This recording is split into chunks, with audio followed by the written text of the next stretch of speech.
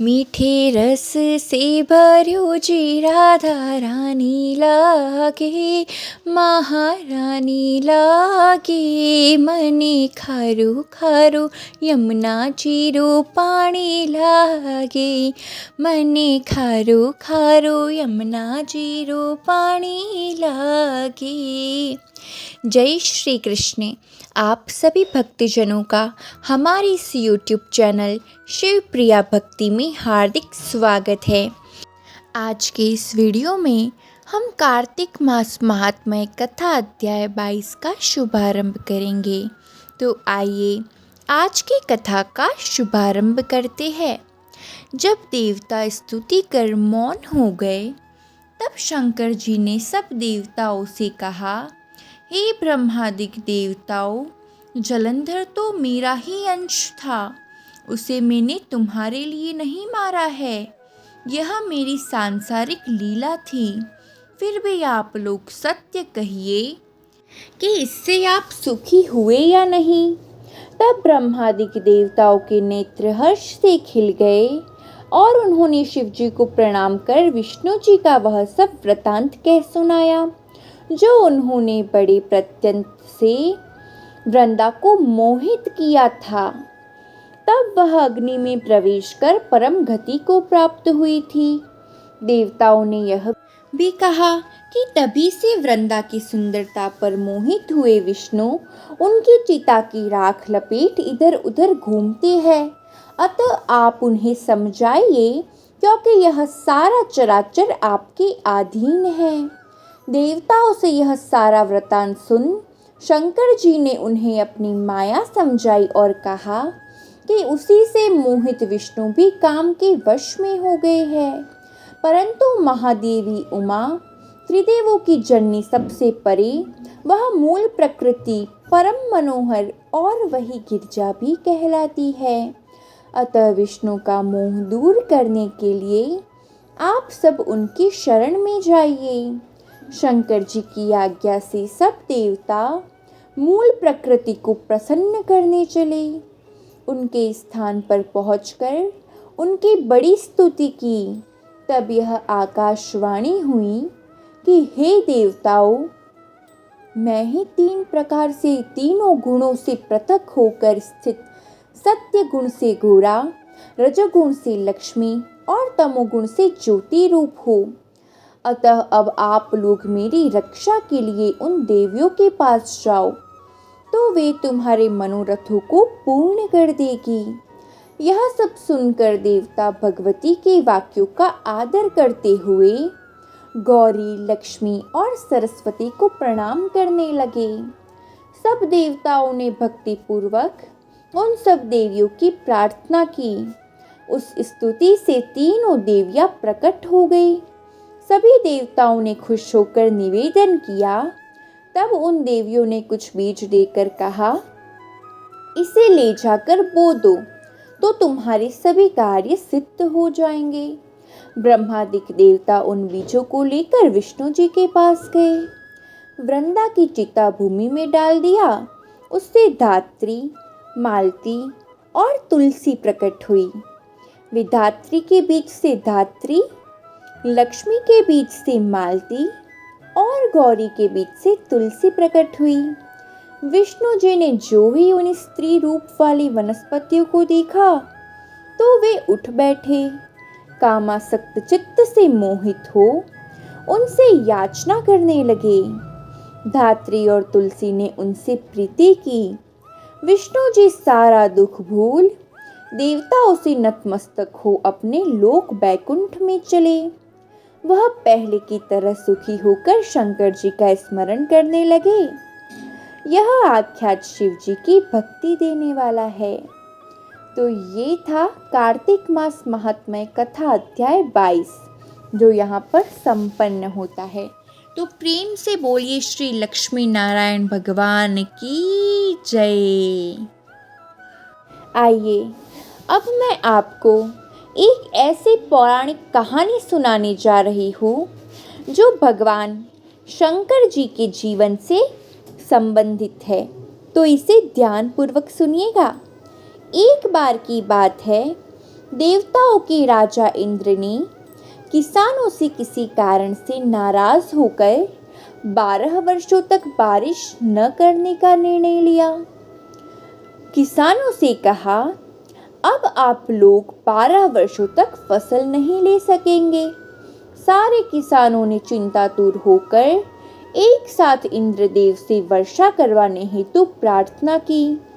इंद्रदेव ने कहा, यदि भगवान शंकर अपना डमरू बजा देंगे तो वर्षा हो सकती है। इंद्र ने किसानों को ये उपाय तो बताया, लेकिन साथ में गुप्त वार्ता कर भगवान शिव से ये आग्रह कर दिया कि आप किसानों से सहमत ना होना प्रभु। जब किसान भगवान शंकर के पास पहुंचे तो भगवान ने उन्हें कहा, डमरू तो 12 वर्ष बाद ही बजेगा। किसानों ने निराश होकर 12 वर्ष तक खेती न करने का निर्णय ले लिया। उसमें से एक किसान ऐसा था जिसने खेत में अपना काम करना नहीं छोड़ा। वो नियमित रूप से खेत जोतता, निंदाई गुड़ाई बीज बोने का काम प्रयत्न करता ही रहता। ये माजरा देखकर गांव के किसान उसका मजाक उड़ाने लगे, उस पर हंसने लगे। कुछ वर्षों बाद गांव वाले इस परिश्रमी किसान से पूछने लगे, अरे भाई, जब तुम्हें पता है कि 12 वर्षों तक वर्षा नहीं होने वाली, तो अपना समय और ऊर्जा क्यों व्यर्थ में नष्ट कर रहे हो?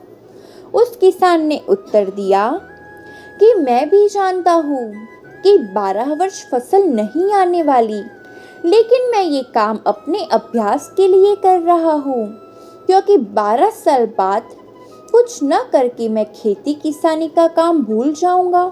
मेरे शरीर की श्रम करने की आदत छूट जाएगी। इसलिए ये काम मैं नियमित कर रहा हूँ, ताकि जब 12 साल बाद वर्षा हो तब मुझे अपना काम करने में कोई कठिनाई न हो। ये तार्किक चर्चा माता पार्वती भी बड़े कौतूहल के साथ सुन रही थी।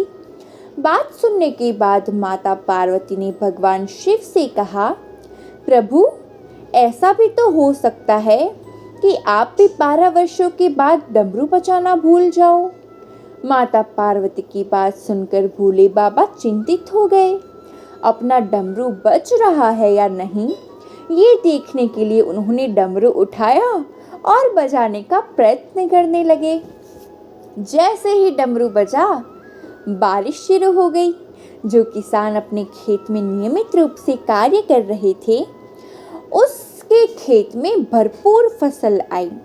बाकी के किसान पश्चाताप के सिवाय कुछ न कर सके। तो ध्यान रखिएगा कि डमरू कभी भी बज सकता है, इसलिए केवल नकारात्मक बातों पर ध्यान लगाने के बजाय यदि हम अपने कार्य व्यवसाय से संबंधित कुशलताओं की धार पैनी करने का प्रयास करें, अपनी अभिरुचि का अभ्यास करें, तो हम जीवन के हर कार्य में सफलता पा सकते हैं। तो ये थी आज की कहानी। तो प्रेम से बोलिए शंकर भगवान की जय। राधे राधे। आइए अब हम सुनते हैं कार्तिक मास में सुनी जाने वाली तुलसी माता की पौराणिक व्रत कथा। कार्तिक महीने में एक बुढ़िया माई तुलसी जी को सींचती और कहती, हे तुलसी माता, सत की दाता, मैं तेरा बिरला सींचती हूँ, मुझे बहू दे, पीताम्बर की धोती दे, मीठा मीठा घास दे, बैकुंठा में वास दे, चटक की चाल दे, पटक की मौत दे, चंदन का काठ दे, रानी सा राज दे, दाल भात का भोजन दे, ग्यारस की मौत दे, कृष्ण जी का कंधा दे। जब तुलसी माता यह सुनकर सूखने लगी तो भगवान ने पूछा कि हे तुलसी, तुम क्यों सूख रही हो? तुलसी माता ने कहा कि एक बुढ़िया रोज आती है और यही बात कह जाती है, मैं सब बात तो पूरा कर दूँ, लेकिन कृष्ण का कंधा कहाँ से लाऊंगी? तो भगवान बोले, जब वो मरेगी तो मैं अपने आप कंधा दे आऊँगा। तो बुढ़िया माई से कह देना। जब बुढ़िया माई मर गई, सब लोग आए। जब माई को ले जाने लगे तो वह किसी से न उठी। तब भगवान एक 12 बरस के बालक का रूप धारण करके आए। बालक ने कहा, मैं कान में एक बात कहूँगा तो बुढ़िया माई उठ जाएगी। बालक ने कान में कहा, बुढ़िया माई मन के निकाल ले, पीताम्बर की धोती ले, मीठा मीठा घास ले, बैकुंठा का वास ले, चटक की चाल ले, पटक की मौत ले, कृष्ण जी का कंधा ले। यह सुनकर बुढ़िया माई हल्की हो गई। भगवान ने कंधा दिया और बुढ़िया माई को मुक्ति मिल गई। हे तुलसी माता, जैसे आपने बुढ़िया माई को मुक्ति दिलाई वैसे सभी को मुक्ति दिलाना। बोलिए श्री तुलसी माता की जय, भगवान श्री हरि की जय। अब जानते हैं तुलसी विवाह से जुड़ी हुई पौराणिक कथा। एक बार शिव ने अपने तेज को समुद्र में फेंक दिया था। उससे एक महातेजस्वी बालक ने जन्म लिया। यह बालक आगे चलकर जालंधर के नाम से पराक्रमी दैत्य राजा बना। इसकी राजधानी का नाम जालंधर नगरी था। दैत्यराज कालनेमी की कन्या वृंदा का विवाह जालंधर से हुआ। जालंधर महाराक्षस था। अपनी सत्ता के मद में चूर उसने माता लक्ष्मी को पाने की कामना से युद्ध किया, परंतु समुद्र से ही उत्पन्न होने के कारण माता लक्ष्मी ने उसे अपने भाई के रूप में स्वीकार किया। वहां से पराजित होकर वह देवी पार्वती को पाने की लालसा से कैलाश पर्वत पर जा पहुंचा। भगवान देवाधिदेव शिव का ही रूप धरकर माता पार्वती के समीप गया, परंतु माँ ने अपने योग बल से उसे तुरंत पहचान लिया तथा वहां से अंतर्ध्यान हो गई। देवी पार्वती ने क्रोध में होकर सारा वृतांत भगवान विष्णु को सुनाया। जालंधर की पत्नी वृंदा अत्यंत पतिव्रता स्त्री थी। उसी के पतिव्रत धर्म की शक्ति से जालंधर न तो मारा जाता था और ना ही पराजित होता था। इसलिए जालंधर का नाश करने के लिए वृंदा के पतिव्रत धर्म को भंग करना बहुत आवश्यक था। इसी कारण भगवान विष्णु ऋषि का वेश धारण कर वन में जा पहुँचे, जहाँ वृंदा अकेली भ्रमण कर रही थी। भगवान के साथ दो मायावी राक्षस भी थे, जिन्हें देखकर वृंदा बहुत भयभीत हो गई। ऋषि ने वृंदा के सामने पल में दोनों को भस्म कर दिया। उनकी शक्ति को देखकर वृंदा ने कैलाश पर्वत पर महादेव के साथ युद्ध कर रहे अपने पति जालंधर के बारे में पूछा। ऋषि ने अपनी माया जाल से दो वानर प्रकट किए। एक वानर के हाथ में जालंधर का सर था और दूसरे के हाथ में धड़। अपने पति की यह दशा देखकर वृंदा मूर्छित होकर गिर पड़ी। होश में आने पर उन्होंने ऋषि रूपी भगवान से विनती की वह उसके पति को जीवित करे। भगवान ने अपनी माया से पुनः जालंधर का सर धड़ से जोड़ दिया, परंतु स्वयं भी वह उसी शरीर में प्रवेश कर गई। वृंदा को इस छल का तनिक भी आभास न हुआ। जालंधर बने भगवान के साथ वृंदा पतिव्रता का व्यवहार करने लगी, जिससे उसका सतीत्व भंग हो गया। ऐसा होते ही वृंदा का पति जालंधर युद्ध में हार गया। इस सारी लीला का जब वृंदा को पता चला तो उसने क्रोध होकर भगवान विष्णु को हृदयहीन शिला होने का श्राप दे दिया। अपने भक्त के श्राप को भगवान विष्णु ने स्वीकार किया और शालिग्राम पत्थर बन गए। सृष्टि के पालनकर्ता के पत्थर बन जाने से ब्रह्मांड में असंतुलन की स्थिति हो गई। यह देखकर सभी देवी देवताओं ने वृंदा से प्रार्थना की कि वह भगवान विष्णु को श्राप से मुक्त कर दे। वृंदा ने भगवान विष्णु को श्राप मुक्त कर स्वयं आत्मदाह कर लिया। जहाँ वृंदा भस्म हुई वहाँ तुलसी का पौधा उगा। भगवान विष्णु ने वृंदा से कहा, हे वृंदा, तुम अपने सतीत्व के कारण मुझे लक्ष्मी से भी अधिक प्रिय हो गई हो। अब तुम तुलसी के रूप में सदा मेरे साथ रहोगी। तब से हर साल कार्तिक महीने के देव उठावनी एकादशी का दिन तुलसी विवाह के रूप में मनाया जाता है। जो भी मनुष्य मेरे शालिग्राम रूप के साथ तुलसी का विवाह करेगा उसे इस लोक और परलोक में विपुल यश प्राप्त होगा। जिस घर में तुलसी होती है वहाँ यम के दूत भी असमय नहीं आ जा सकते। मृत्यु के समय जिसके प्राण मंजरी रहित तुलसी और गंगा जल मुख में रखकर निकल जाते हैं वह पापों से मुक्त होकर वैकुंठ धाम को प्राप्त होता है।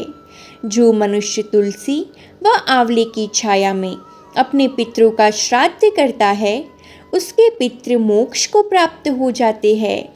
तो ये थी तुलसी माता से जुड़ी हुई पौराणिक व्रत कथा। तो प्रेम से बोलिए श्री तुलसी माता की जय, भगवान श्री विष्णु की जय, भगवान श्री हरि और माँ तुलसी सभी का कल्याण करे। तुलसी चालीसा। जय जय तुलसी भगवती सत्यवती सुखदानी, नमो नमो हरि प्रियसी श्री वृंदा गुण खानी। श्री हरि शीश बिरजिनी देहु अमर वर अम्ब, जनहित हे वृंदावनी अब न करहु विलंब। धन्य धन्य श्री तुलसी माता, महिमा अगम सदा श्रुति गाता। हरि के प्राणों से तुम प्यारी, हरि ही हेतु किन्हो तप बारी। जब प्रसन्न है दर्शन दीन्हो, तब कर जोरि विनय उस कीन्हो। हे भगवंत कंत मम होहु, दीन जान जन छाड़हु होहु। सुनी लक्ष्मी तुलसी की वाणी, दिन हो श्राप कत पर आनी। उस अयोग्य वर मांगन हारी, हो विटप तुम जड़ तनु धारी। सुनी तुलसी ही श्रप्यो ते ही ठामा, करहु वास तुहु नीच न तामा। दियो वचन हरि तब तत्काला, सुनहु सुमुखी जनी होहु बिहाला। समय पाई मोहु रूपाती तोरा, पूजिहु आस वचन सत मोरा। तब गोकुल मह खो गोप सुदामा, तासु भई तुलसी तू बामा। कृष्ण रास लीला के माही, राधे शक्य प्रेम लखि नाहि। दियो श्राप तुलसी ही तत्काला, नर लोक ही तुम जन्महु बाला। यो गोप वह दानव राजा, शंख चूड़ नामक शिर ताजा। तुलसी भई तासु की नारी, परम सती गुण रूप अकारी। अस द्वे कल्प बीत जब गयो, कल्प तृतीय जन्म तब भयो। वृंदा नाम भयो तुलसी को, असुर जलंधर नाम पति को। करी अति द्वंद अतुल बल धामा, लिन्हा शंकर से संग्रामा। जब निज सैन्य सहित शिवहारी, मरहि न तब हर हरि पुकारी। पतिव्रता वृंदा थी नारी, को न सकी पति ही संहारी। तब जलंधर ही भेष बनाई, वृंदा डिग हरि पहुँचो जाई। शिव हित लही करी कपट प्रसंगा, कियो सतित्व धर्म तुहि भंगा। भयो जलंधर कर संहारा, सुनि उर शोक उपारा। तिहि क्षण दियो कपट हरि टारी, लखि वृंदा दुख गिरा उचारी। जलंधर जस हत्यु अभीता, सोई रावण तस हरि सीता। अस प्रसंतर सब हृदय तुम्हारा, धर्म खंडी मम पति सहारा। यही कारण लहि श्राप हमारा, होवे तनु पाषाण तुम्हारा। सुनि हरि तुरत ही वचन उचारो, दियो श्राप बिना विचारो। लख्युन नीच कर तुति पति को, छल न चह्यो जब पार्वती को। जड़मति तुहु अस हो जड़ रूपा, जग मह तुलसी विटप अनूपा। दग्व रूप हम शाली ग्रामा, नदी गंड की बीच ललामा। जो तुलसी दल हम ही चढ़ी है, सब सुख भोगी परम पद पहिए। बिनु तुलसी हरि जलत शरीरा, अतिशय उठत शीश उर पीरा। जो तुलसी दल हरि शिर धारत, सो सहस्र गट अमृत डारत। तुलसी हरि मन रचनी हारी, रोग दोष दुख भंजनी हारी। प्रेम सहित हरि भजन निरंतर, तुलसी राधा में नहीं अंतर। व्यंजन हो 56 प्रकारा, बिन तुलसी दल न हरि ही प्यारा। सकल तीर्थ तुलसी तरु छाही, लहत भुक्ति जन संशय नाही। कवि सुंदर एक हरि गुण गावत, तुलसी ही निकट सहस गुण पावत। बसत निकट दुर्वासा धामा, जो प्रयास ते पूर्व ललामा। पाठ करहि जो नित नर नारी, होहि सुख भाषहि त्रिपुरारी। दोहा। तुलसी चालीसा पढ़ी तुलसी तरो ग्रहधारी, दीपदान करे पुत्र फल, पावहि बंध्यु नारी। सकल दुख दरिद्र हरि हारहि परम प्रसन्न, आशीय धन जन लड़हि ग्रह, बसहि पूर्ण अत्र। लाही अभिमत फल जगत महालाही पूर्ण सब काम। जे दल अर्प ही तुलसी संग सहस बहसी हरि राम। तुलसी महिमा नाम लख तुलसी सुध सुख राम। मानस चालीसा रच्यो जग महा तुलसीदास। तुलसी चालीसा संपूर्णम। प्रेम से बोलिए तुलसी माता की जय। अब हम सुनते हैं तुलसी माता की आरती। जय जय तुलसी माता सब जग की सुखदाता। सब योगों के ऊपर सब रोगों के ऊपर रुझ से रक्षा कर की भद्राता।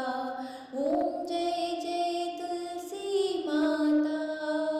बहुपुत्री है श्यामा सुरबली है ग्राम्या। विष्णु प्रिय जो तुमको सेवे सुनर तर जाता। जय जय तुलसी माता। हरि के शेष विराजत त्रिभुवन से हो वंदित। पतित जनों की तारिणी तुम हो विख्याता। जय जय तुलसी माता। लेकर जन्म विजन में आई दिव्य भवन में। मानवलोक तुम्हीं से सुख संपत्ति पाता। ओम जय जय तुलसी माता। हरि को तुम अति प्यारी श्याम वर्ण सुकुमारी। प्रेम अजब है उनका तुमसे कैसा नाता। ओम जय जय तुलसी माता। हमारे विपद हरो तुम कृपा करो माता।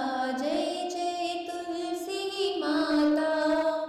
मैया जय तुलसी माता। मैया जय तुलसी माता। कर्पूर गौरम करुणावतारम संसार सारम भुजगेन्द्रहारम। सदा वसन्तं हृदयारविन्दे।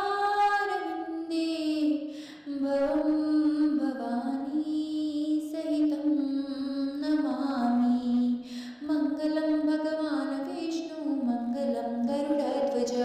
मङ्गलं कुण्डलीकाक्षो मङ्गलाय तनोहरि।